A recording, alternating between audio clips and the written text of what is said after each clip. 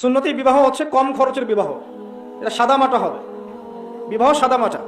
আর আমাদের বিবাহ দেখবেন গরিব মানুষের বিবাহ হলেও 5 লাখ টাকা ঋণ করে বিবাহ দিয়েছে না? ওই যে চট্টগ্রাম অঞ্চলের দিকে দেখেছিলাম, একটা বিয়েতে মিনিমাম 50 লাখ টাকা খরচ করবে। হ্যাঁ, একজন গরিব মানুষের বিয়ে, তার বিয়ে তো 10 লাখ টাকা খরচ করতে হবে।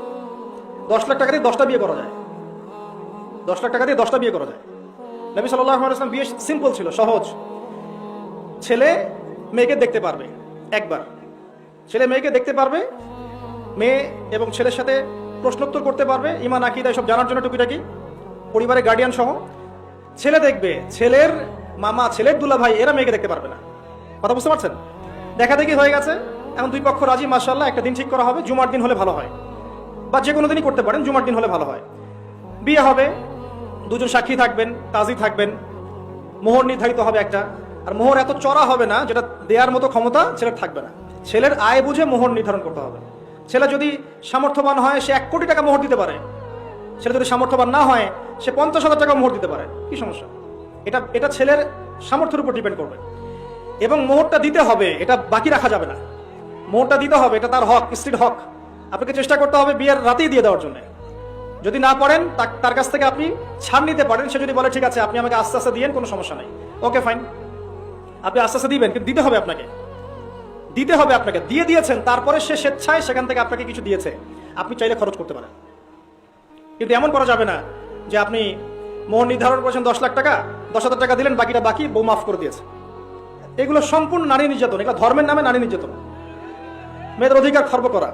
আবার ওই যে মোহর দিতে হবে, এই জন্য আবার যৌতুক নির্ধারণ করেছে 10 লাখ টাকা। মানুষ যে কত চালাক আর কত বিটকাল, কত শয়তান, সেটা আসলে মানে শয়তানও লজ্জা পায় মানুষকে দেখে। এখন কিছু কিছু ক্ষেত্রে শয়তানও মানুষকে দেখে লজ্জা পায়। এত শয়তানি আমাদের মনের মধ্যে, যার ভাবখানা এমন, ছেলেকে বিক্রি করছি, মেয়েকে কিনছি। তো আবার দেখা যায় মেয়ের বাবার ঘাড়ে বিশাল একটা বউ ভাতের চাপিয়ে দেওয়া হলো, একটা বোঝা চাপিয়ে দেওয়া হলো। তো অলিমা করবেন আপনি, অলিমা করবে ছেলে। অলিমা কে করবে? অলিমা ছেলে করবে। সেটা না করে মেয়ের উপর চাপিয়ে দেওয়া হলো।